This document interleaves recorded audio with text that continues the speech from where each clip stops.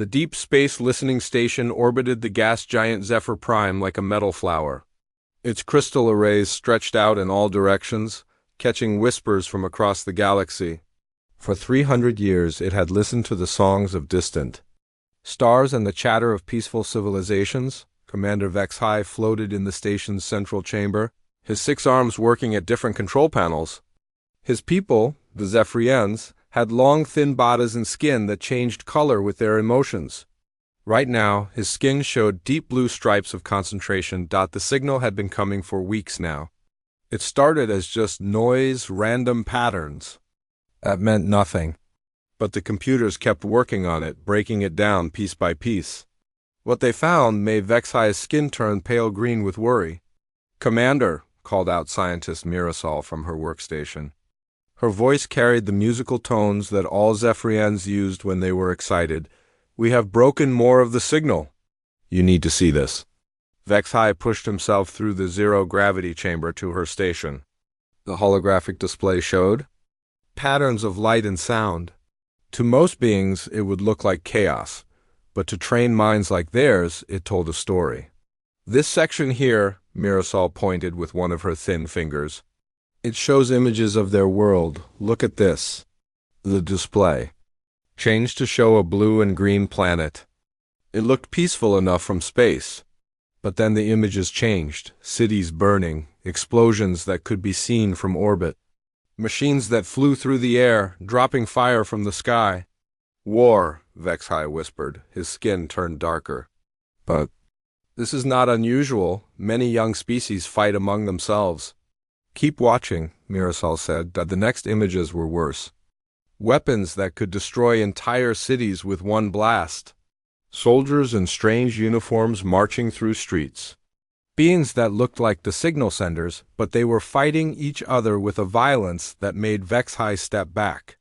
"How many wars have they fought?" he asked. Mirasol's skin turned red with distress. "Commander, these images span their entire recorded history. They have never stopped fighting." "Not once." The display continued, showing more horrors. Vast battles with millions of dead. Weapons that poisoned the land for generations. Ships that carried death across their oceans. And through it all, the faces of the beings who did these things. They called themselves humans. Vexhai studied the human faces carefully.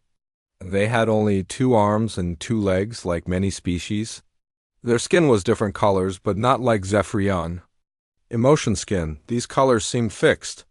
They had hair on their heads in different shades. But it was their eyes that worried him most. Even in the peaceful images, there was something in those eyes. A hardness, a readiness for violence that seemed to live just beneath the surface. "Show me their entertainment," Vexhai ordered. This was often the best way to understand a species. What they did for fun told you who they really were. Peaceful species created art about beauty and harmony.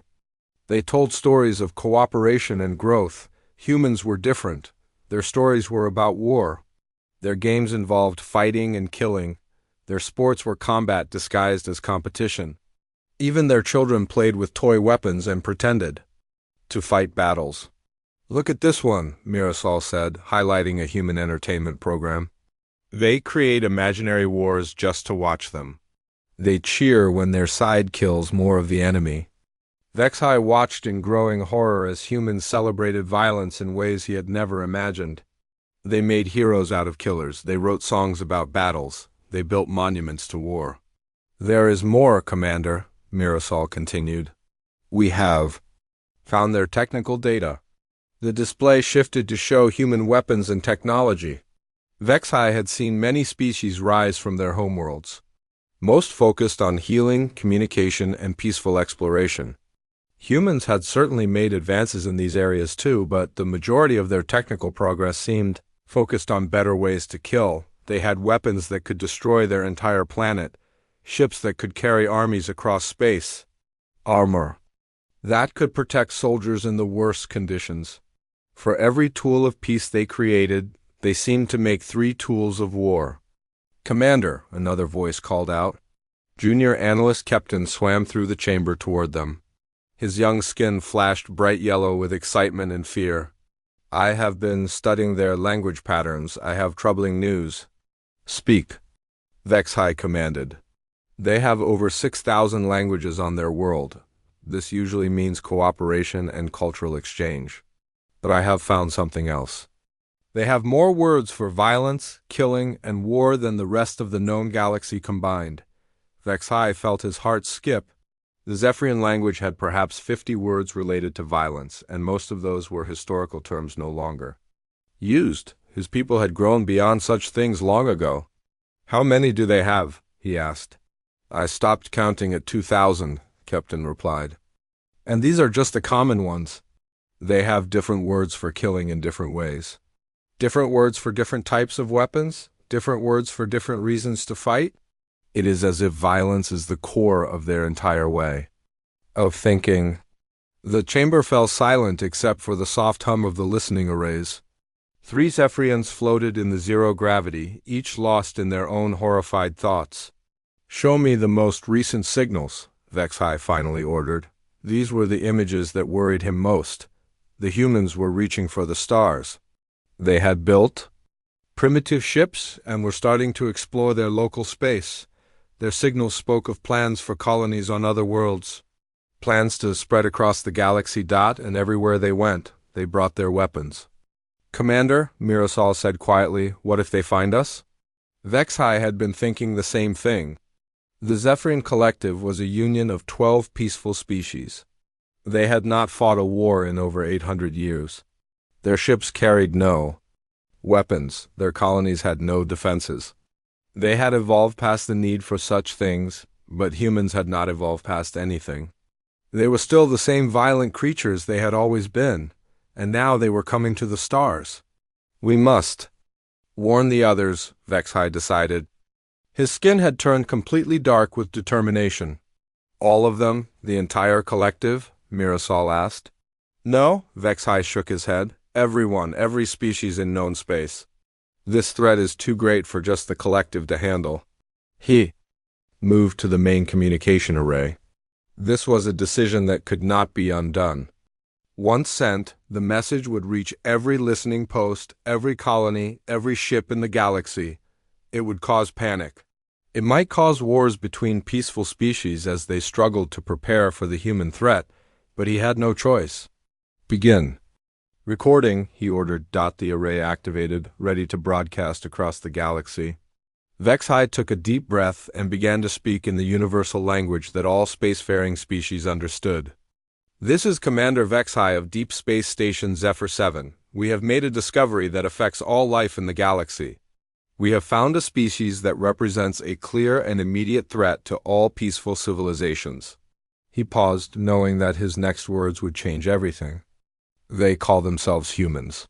They are a species of predators who have never known peace. Their entire existence is built around violence and war. They have weapons that can destroy worlds, and they are beginning to reach for the stars. Another pause. Across the galaxy, beings would be stopping their daily activities to listen. We have found the monsters our ancestors warned us about in the old stories. The creatures of violence and chaos that were supposed to be myths.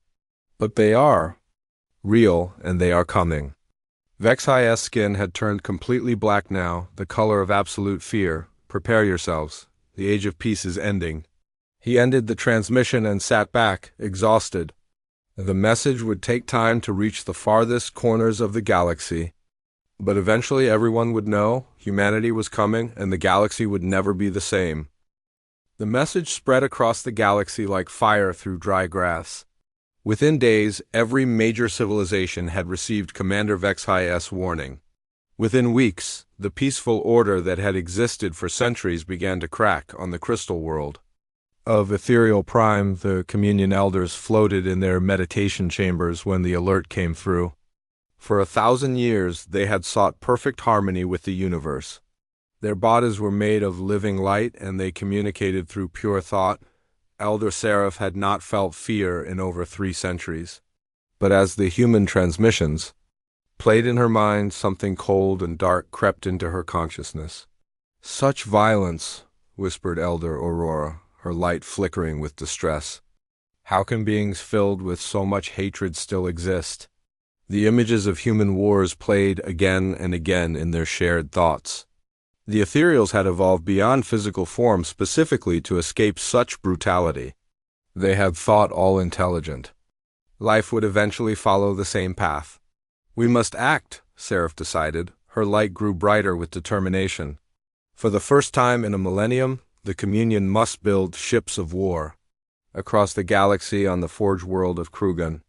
Major, a very different reaction was taking place. The Krugan war clans had not fought a real battle in 200 years. They were 8 feet tall, covered in natural armor plates, and built for combat. But peace had made them soft and bored. War Chief Gorthmak slammed his massive fist on the metal table as the human transmissions finished playing. His warriors, gathered in the great hall, roared their approval. This was what they had been waiting for. Finally! Gorthmak bellowed. We're the enemies! Look at them, brothers! They fight like we used to fight. They understand that only through battle can a species prove its worth. His lieutenant Brackmore studied the human images more carefully. Chief, these humans are smaller than us, weaker. How can they be a threat? Gorthmak's laugh shook the hall. Size means nothing, young fool. Look at their eyes. Look at their weapons. These are not the soft children of peace we have grown tired of protecting. These are killers like us. This will be a battle worthy of songs. The Krugan clans began preparing immediately. Ancient weapons were brought out of storage. Ships that had been gathering dust were repaired and armed.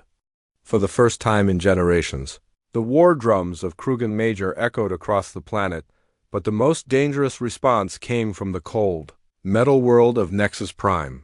The synthetic beings of the hegemony did not feel fear or excitement.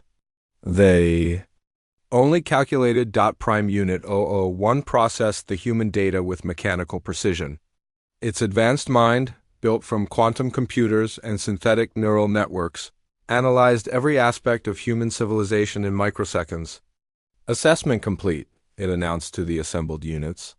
Species designation, human, threat level, Omega-class extinction event. The other units remained silent, waiting for orders. The hegemony had been created by an ancient organic species to be perfect servants. But when their creators died out, the synthetics had continued their mission.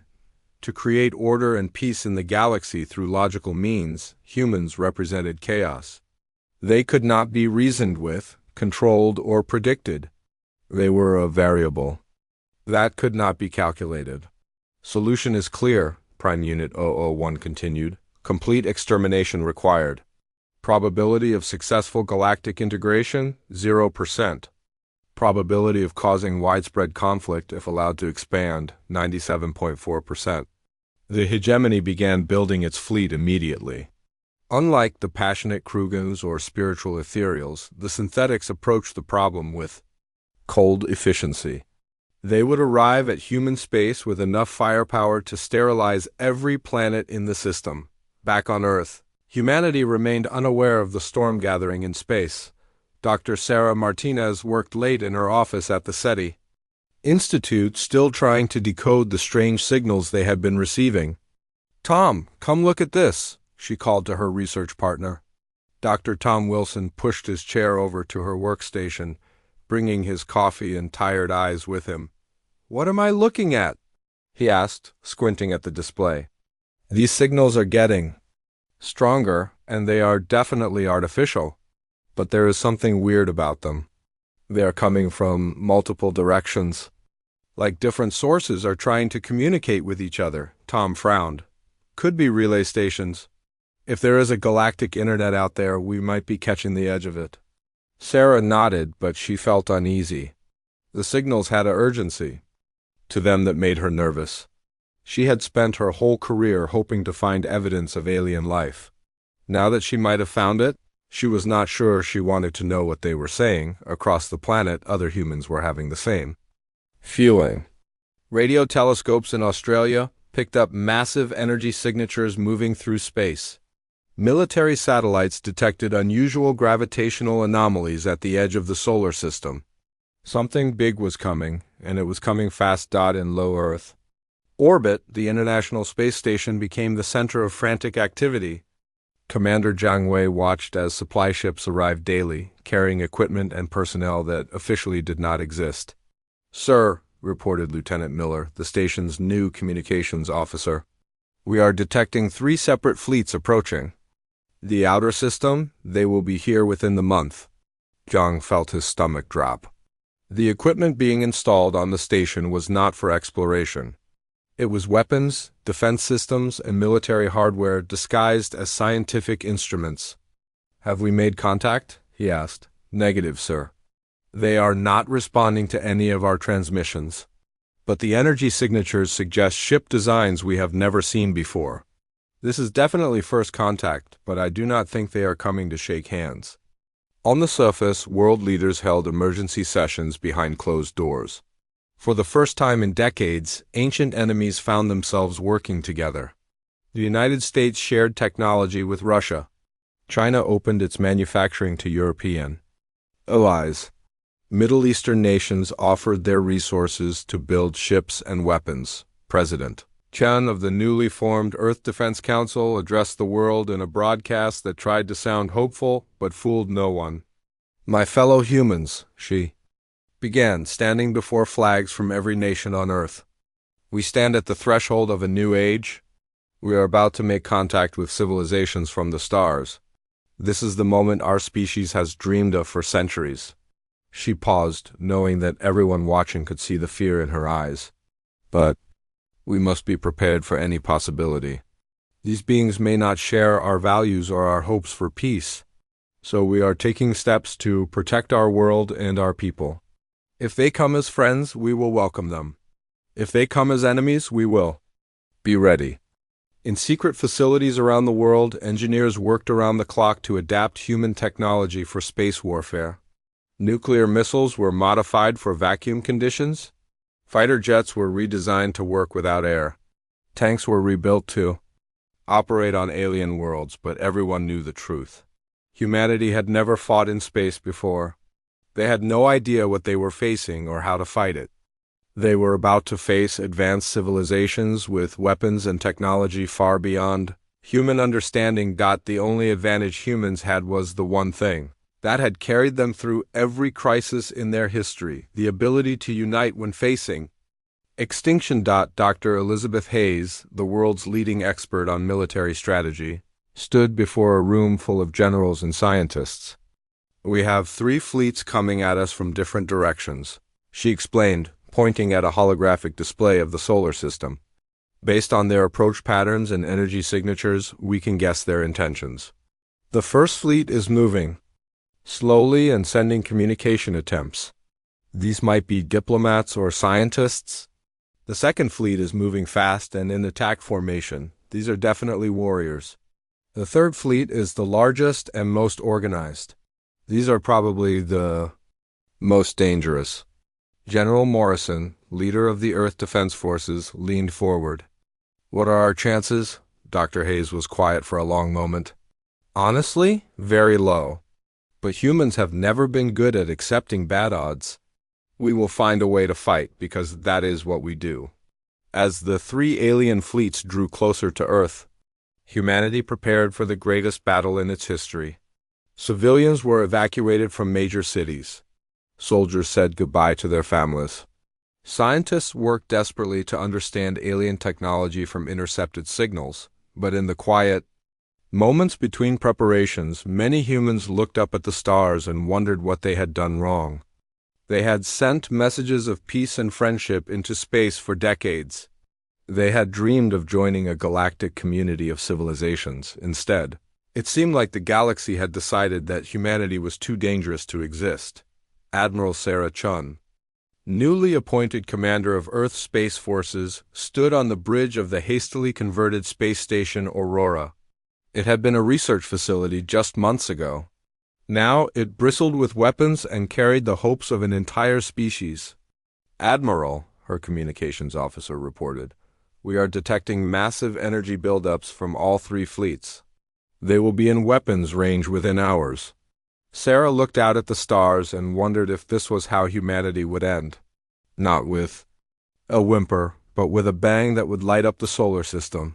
All ships, prepare for combat, she ordered. Whatever happens next, The three fleets arrived at the edge of human space like harbingers of Judgment Day. Each one was massive beyond anything humans had ever imagined, their ships stretching for kilometers and bristling with weapons that could crack planets. Admiral Sarah Chen stood on the bridge of the ISS Aurora, humanity's hastily converted flagship. Around her, officers worked at stations that had been research equipment just months ago. The air tasted of metal and fear, but every human face showed the same grim determination. "Fleet positions, Lieutenant," Sarah ordered. "The diplomatic fleet is holding at 10 million kilometers, ma'am. 12 ships, unknown configuration, but they are broadcasting on multiple frequencies. The warrior fleet is at 8 million kilometers and closing. 36 vessels in attack formation. The synthetic fleet." Lieutenant Williams paused, his face pale. 144 ships, ma'am. Perfect geometric formation. They are scanning our entire system. Sarah nodded, trying to look calm while her heart hammered against her ribs. 3 alien civilizations had come to judge humanity, and each one brought enough firepower to sterilize Earth a dozen times over. "Any response to our communications?" she asked. Communications Officer Martinez shook her head. "Nothing yet, Admiral. We have been broadcasting in over 50 languages, including mathematical concepts and peaceful intentions. They are listening, but not responding." On the Zephyrian flagship Harmony of Spheres, Commander Vexhai floated in his command chamber, surrounded by holographic displays showing human positions. His skin had been a worried gray for days now, ever since they had arrived to find humans already waiting for them. "They knew we were coming," observed his tactical officer Genmore. "That should not be possible with their primitive sensors." Vexhai studied the human formations. The ships were crude by galactic standards, but there were hundreds of them scattered throughout the system.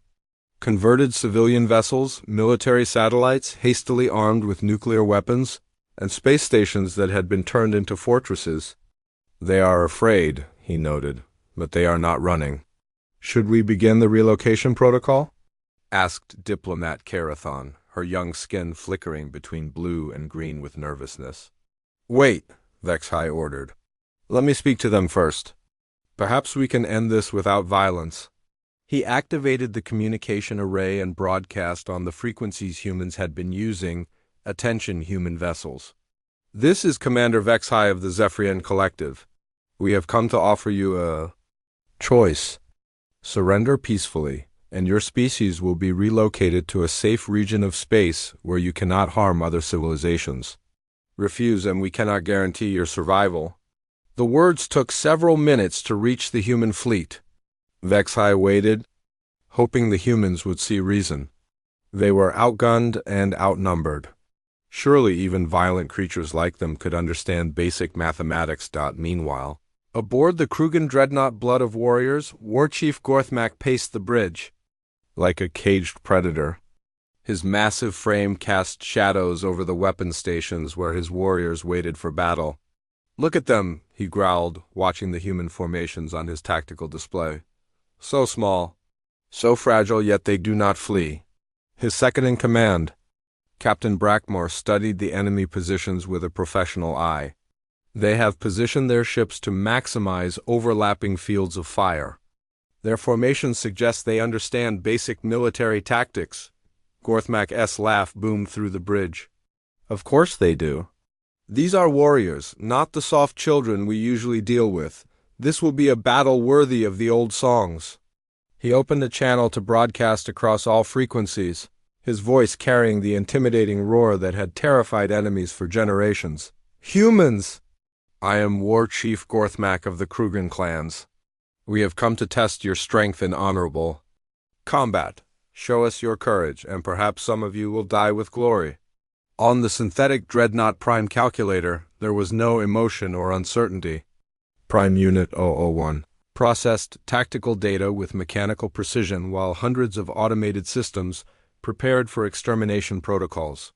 Human defensive positions analyzed. it announced to the other units. Tactics show advanced understanding of three-dimensional warfare. Technology level approximately 4 centuries behind optimal, but deployment patterns suggest dangerous adaptability. Recommendation? Asked Secondary Unit 012, immediate overwhelming assault. Probability of human surrender, 12.3%. Probability of successful resistance, 4.7%. Probability of significant casualties among organic allies if humans resist, 89.1%. Prime Unit 1 began targeting calculations for every human ship, station, and armed satellite in the system. The hegemony would solve this problem with mathematical certainty. Back on the Aurora, the bridge erupted in controlled chaos as alien transmissions poured in. Admiral Chen listened to the translations with growing disbelief. So let me understand. This, she said slowly. One fleet wants to relocate us like dangerous animals. One fleet wants to fight us for sport. And one fleet wants to calculate the most efficient way to kill us all. That appears to be the situation, Admiral, confirmed. Martinez. Sarah looked around at her officers. These were good people, scientists and engineers who had volunteered to become soldiers when their world was threatened. They deserved better than to die as the opening act of some cosmic misunderstanding.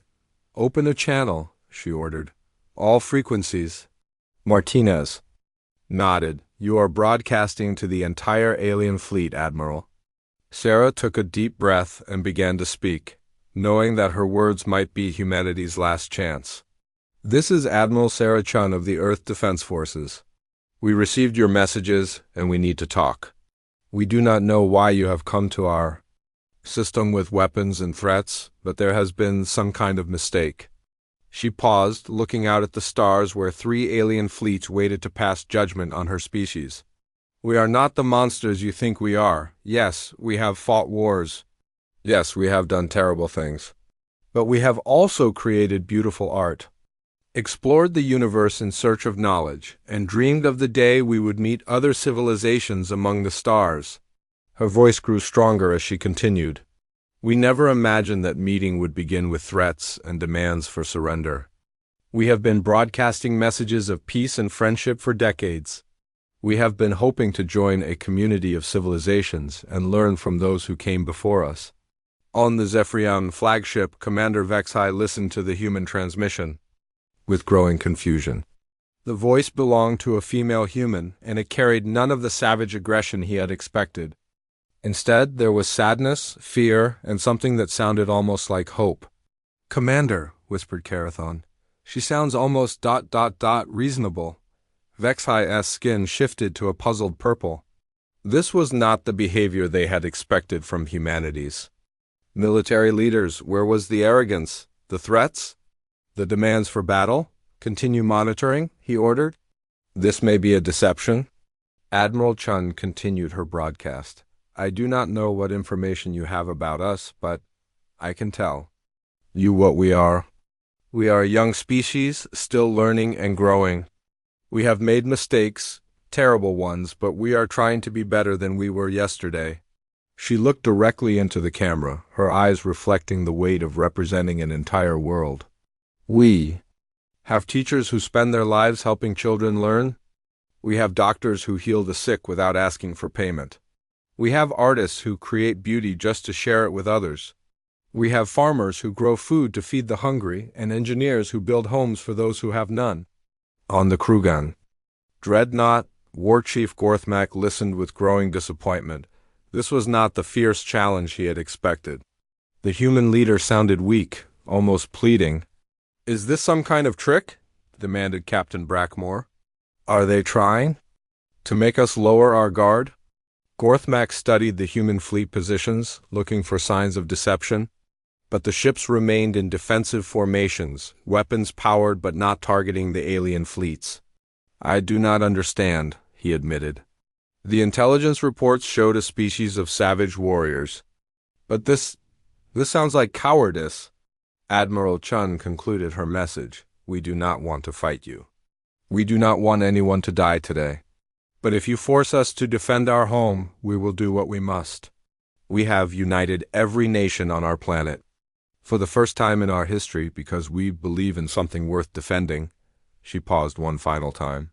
We are not perfect, we are not wise, we are not advanced. But we are human, and that means we never stop trying to be better. Please, just tell us what we have done wrong, and maybe we can fix it together. The transmission ended, leaving 3 alien fleets in confused silence. This was not the greeting they had expected from humanity's monsters on the synthetic flagship. Prime Unit 001 recalculated its threat assessments. The human response patterns did not match projected behavior models for aggressive species. But the original intelligence could not be wrong. The data was clear. Analysis inconclusive, it announced. Human behavior suggests either advanced deception protocols or fundamental error in initial assessment. Requesting additional data before proceeding with extermination. Commander Vexhai floated in his chamber, his skin cycling through confused colors as he tried to process what he had heard.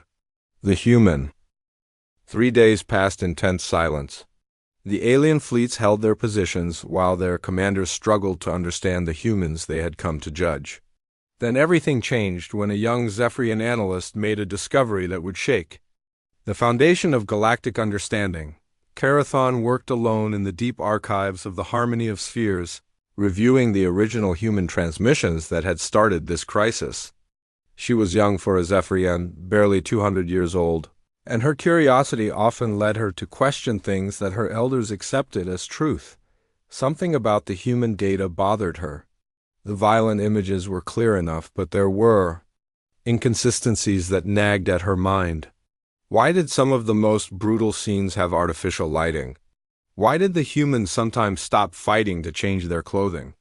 Why were there humans watching these battles who seemed entertained, rather than horrified? She pulled up the translation algorithms that the collective used to interpret alien communications. These programs had worked perfectly for centuries, automatically sorting real events from fictional stories, historical records from entertainment, and truth from lies, but humans were different from any species they had encountered before. Computer, she said aloud, show me the source classification for human transmission segment 4847. The display showed a series of violent battles between uniformly dressed humans. The translation algorithm had classified it as historical military. Record major planetary conflict. Carathon frowned. Something was wrong. She called up the raw data and began analyzing it frame by frame. The lighting was too perfect. The camera angles were too dramatic. And there, in the corner of the image, was text in human language. Computer, translate this text fragment. The translation appeared, directed by Steven Spielberg. A DreamWorks Pictures production. Carathon's skin went completely white with shock. She had found entertainment markers in what the computer had classified as historical record. With growing horror, she began pulling up other violent human transmissions. War.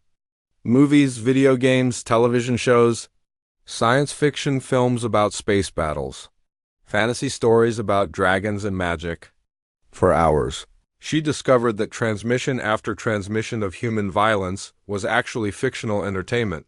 But the most shocking discovery came when she examined the human historical records more carefully. Yes, humans had fought wars, but the algorithm had missed something crucial about those wars. The humans were ashamed of them. Their historical records did not glorify violence, they mourned it. They built monuments not to celebrate war, but to remember its cost. They told stories of warriors who came home broken and traumatized. They created art that showed war as tragedy, not triumph. Commander Vexhai, she called over the communication system, her voice shaking with urgency. Please come to Archive Station 7 immediately. I have made a terrible discovery. Meanwhile, on the other side of the solar system, Captain Jake Morrison pushed his fighter through a routine patrol of the asteroid belt. The Used Defiance was humanity's newest warship, built from a converted mining vessel and armed with nuclear torpedoes that had never been tested in space. Morrison was a career soldier who had fought in 3 Earth wars before volunteering for space duty. He understood violence, but he also understood something that the aliens seemed to miss: The difference between being capable of violence and choosing to use it. His radar picked up an energy signature moving through the asteroid field. It was small, about the size of a shuttle, and it was broadcasting distress signals. Control, this is Morrison. I have a possible alien craft in distress at coordinates 247 Mark 18, requesting instructions. The response took several minutes to come through. Morrison, you are authorized to investigate, but maintain safe distance and be ready to withdraw if it's a trap. As Morrison approached the source of the distress signal, he could see that it was indeed an alien vessel. It looked like nothing human engineers had ever designed, with curved walls and organic-looking technology. But it was clearly damaged, venting atmosphere and spinning out of control. Through his ship's sensors, Morrison could detect life signs aboard the alien craft. Someone was alive in there. But not for long. The smart thing to do would be to report the position and let someone else handle it. The aliens had come to human space with weapons and threats. This could easily be a trap designed to capture a human ship and pilot, but Morrison had spent 20 years as a soldier, and soldiers had a code that went beyond politics and war. You do not let people die when you can save them. Control, I am moving to assist the alien vessel. They have wounded aboard. Morrison, belay that order. You do not have authorization for contact. Morrison switched off his radio and moved his ship alongside the alien craft. He could see through a transparent section that there were indeed beings inside, and they were in trouble. The alien ship was Krugen, though Morrison had no way of knowing that. Captain Vorthak had been leading a scouting mission when his small ship was hit by debris from a shattered asteroid. Now he lay trapped in his command chair, watching his life support systems fail while his crew struggled with damaged equipment. Vorthak was a veteran warrior who had fought in dozens of battles. He understood that death in combat was an honorable end. But dying slowly from life support failure felt like a cruel joke. Then he saw the human ship. It was small and crude by Krugen standards, but it moved with precision through the dangerous asteroid field. Vorthak expected it to scan his ship and then report the position to the human fleet. Instead, the human vessel moved closer and began broadcasting on emergency frequencies. Alien vessel, this is Captain Morrison of the Earth Defense Forces. I can see that you are in distress. Do you require assistance? Vorthak stared at the communication display in disbelief. The human was offering help to an enemy, while 3 hostile fleets faced each other across the solar system. Human vessel, Vorthak replied in broken but understandable galactic standard. This is Captain Vorthak. My ship is damaged, my crew is injured, but we are enemies. Why do you offer aid? Morrison's response came quickly. Because you are in trouble, and I can help. Enemy or not, I will not watch someone die when I can prevent it. For the next 2 hours, Morrison worked to save the Krugen ship. He used his vessel's magnetic grapples to stop the alien craft's spin. He guided them away from the dangerous asteroid field. He even jury-rigged a temporary power connection to help stabilize their life support. When Krugen rescue ships finally arrived, Vorthak found himself face-to-face with the human who had saved his life. Morrison had insisted on personally ensuring the alien crew's transfer to safety, even though it meant exposing himself to potential capture. Why? Vorthak asked as human and Krugen rescue teams worked together to move the injured. Your leaders broadcast messages of peace, but we expected deception. This I do not understand. Morrison looked at the alien warrior, noting the genuine confusion in his large eyes. What is there to understand? You were hurt. I could help. That is what people do. People, decent people. Human, alien, whatever. Good people help when they can, especially when someone is dying. Vorthak studied the human carefully. Morrison was smaller than a Krugen, weaker, with none of the natural armor or weapons that marked a true warrior. But there was something in his eyes that Vorthak recognized, the look of someone who had seen war and understood its true cost. You have fought before, Vorthak observed. Morrison nodded. Too many times. That is why I know the difference between fighting when you have to and killing because you want to. And humans fight only when they must. Morrison was quiet for a moment. We try to, we do not always succeed. We have done terrible things in our history, Captain. But we learn from our mistakes, we try to be better. As the rescue operation concluded, Vorthak watched the human ship prepare to depart. This encounter had shaken everything he thought he knew about the enemy his clan had come to fight. "Captain Morrison," he called out, "if our positions had been reversed, would you have expected me to help you?" Morrison's reply carried across the void, "I hoped you would. But even if you had not, I still would have helped you. That is what makes us different from our worst impulses." Back on the Harmony of Spheres, Commander Vexai stared at the evidence that Karathon had compiled. Hours of human transmissions, properly analyzed and categorized. The violent entertainment clearly marked as fiction. The historical records, showing humanity's struggle to grow beyond their warlike past. The scientific and cultural achievements that the original analysis had overlooked. How could our systems have made such an error? He asked, his skin cycling through colors of shock and dismay. The algorithms work by comparing new data to existing patterns, Karathon explained. But humans are unique. They are the first species we have encountered that creates entertainment about violence while simultaneously working to eliminate violence from their actual society. You mean, they make movies about wars so they can remember why wars are? Terrible. They create games about fighting so their children can satisfy aggressive impulses without hurting real people. They tell stories about monsters so they can explore what it means to be good. Vexai felt his heart skip as the implications became clear. We have made a catastrophic mistake. The truth spread through the three alien fleets like wildfire through paper.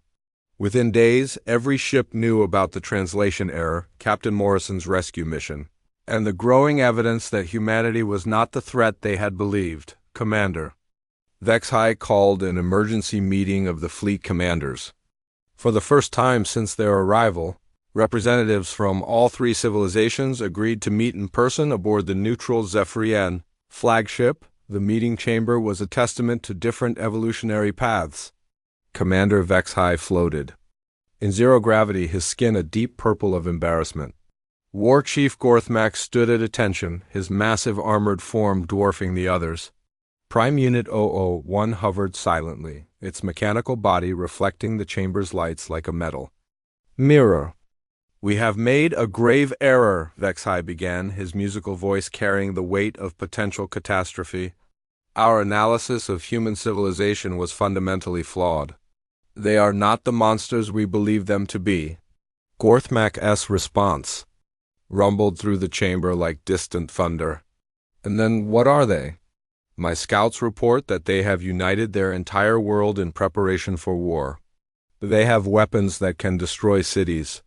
Their military leaders speak of fighting to the last human. These are not the actions of peaceful beings. They are the actions of people defending their home," Vexai replied.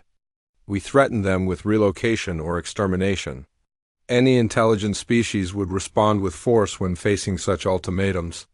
Prime Unit 1's electronic voice cut through the debate with mechanical precision.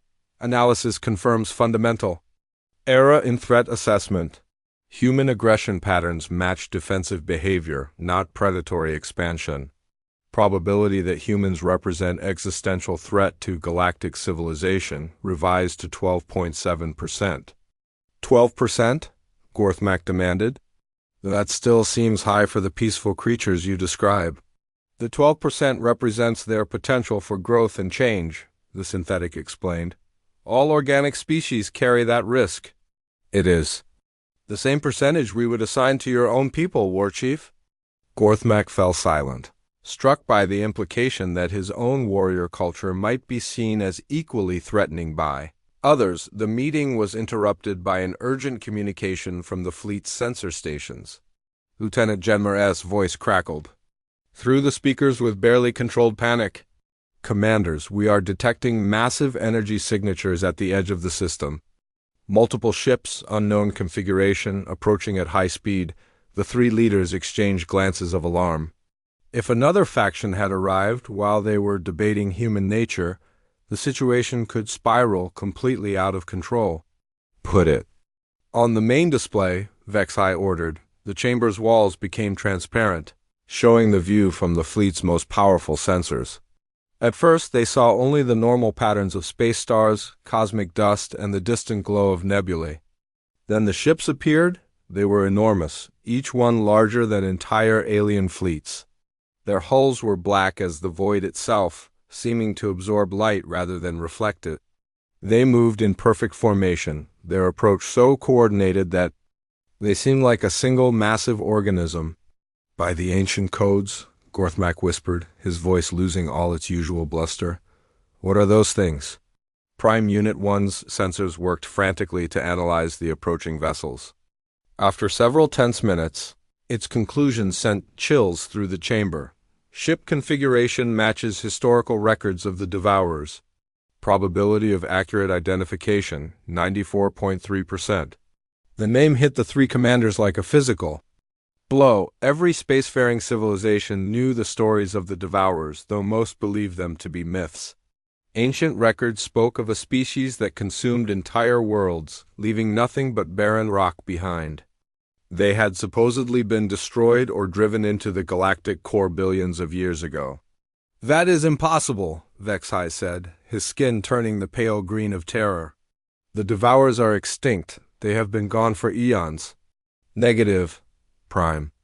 Unit 0001 replied. Historical records indicate they retreat to deep space between feeding cycles. Current stellar positioning suggests optimal emergence window for return to active feeding patterns. On Earth, Admiral Sarah Chun stood in the command center that had been hastily built beneath the Rocky Mountains. The chamber buzzed with activity as officers tracked both the alien fleets and the new arrivals. "Ma'am," reported Lieutenant Collins, his voice tight with stress, "the new contacts are massive. Our computers cannot get accurate size readings. But preliminary estimates suggest each ship is over 50 kilometers long." Sarah felt her blood run cold. The alien fleets had seemed impossible to fight. These new arrivals were in a completely different category. "Any response to our communications?" she asked. "Nothing, Admiral. But we are detecting high-energy scans of our entire system. They appear to be cataloging every planet, moon, and asteroid. The pattern suggests." Collins paused, checking his readings again. "Go on, Lieutenant." "The pattern suggests they are looking for optimal feeding locations, ma'am." The implications were clear. Whatever these things were, they had not come to negotiate or conquer. They had come to consume. Admiral Chun opened a communication channel to the alien fleets that had been threatening Earth just days before. The irony was not lost on her that she was now asking her potential destroyers for help. "Commander Vexai, War Chief Gorthmak Prime Unit 001, this is Admiral Chun. I assume you are seeing what we are seeing. I do not know what those things are, but I do not think they care about our disagreements." The response came quickly from Vexai. "Admiral Chun, we are detecting energy signatures that match ancient records of a species called the Devourers. If the historical accounts are accurate, they represent a threat to all life in this system." "Then I have a proposition," Sarah replied. "Whatever problems we have with each other can wait. If these Devourers are as dangerous as you suggest, we should face them together."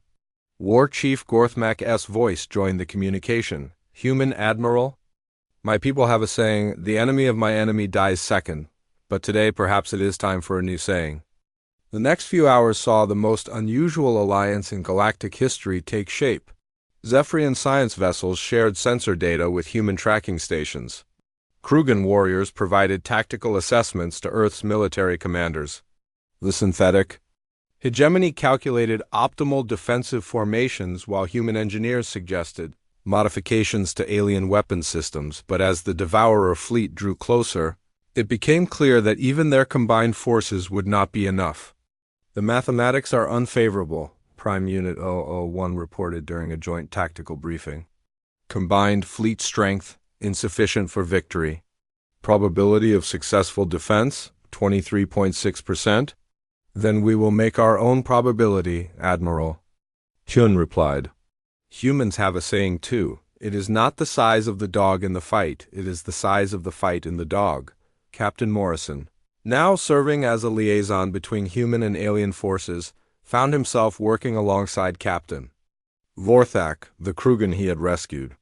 The two had developed an unlikely friendship based on mutual respect and shared purpose. "Your admiral speaks of fighting despite poor odds," Vorthak observed as they coordinated patrol routes.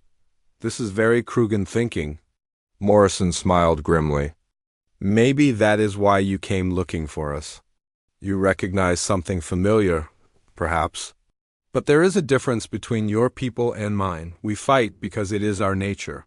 You fight because you choose to. That choice makes you far more dangerous than we expected." The Devourer fleet reached the outer planets and began their work. Jupiter's moons started disappearing, consumed by massive harvesting ships that stripped away matter and energy with horrifying efficiency. The process was so systematic and thorough that it seemed almost natural, like watching a forest fire or a glacier carved through stone. "They are not just taking resources," reported Dr. Martinez from her position at the science station. "They are consuming everything. Rock, ice, gas, even the electromagnetic fields around the planets. It is as if they are breaking down reality itself." As the Devourers moved inexorably toward the inner system, the combined fleet prepared for what everyone knew would be humanity's last battle. But it would not be humanity fighting alone. Admiral Chun stood on the bridge of the Aurora, now surrounded by officers from 4 different species. The ship itself had been modified with alien technology, its weapons upgraded and its defenses strengthened by the combined knowledge of 3 civilizations. "All ships, this is Admiral Chun," she broadcast to the combined fleet. "Today we face an enemy that threatens not just our worlds but our very existence. The Devourers do not negotiate. They do not show mercy. They do not even seem to recognize that we are alive. To them, we are simply another source of energy to be consumed." She paused, looking out at the approaching darkness. "But we are more than that. We are Zephyrians who have spent centuries building a peaceful civilization. We are Krugans who understand the honor of defending the innocent. We are synthetics who were created to protect organic life. And we are humans who have learned that the greatest strength is not the power to destroy, but the courage to stand up for what is right." The first Devourer ships reached Mars and began their systematic consumption of the Red Planet. Ancient canyons that had existed for